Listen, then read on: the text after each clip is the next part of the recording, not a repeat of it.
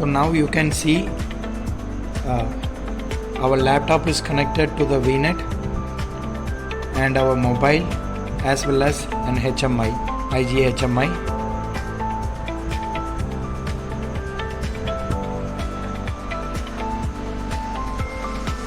You can see in all three devices it is updating, and you can control anywhere from the mobile as well as from the laptop. Just selecting home from the laptop screen.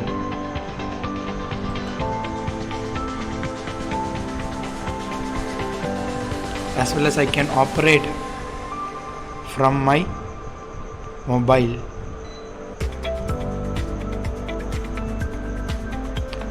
I can operate from the HMI.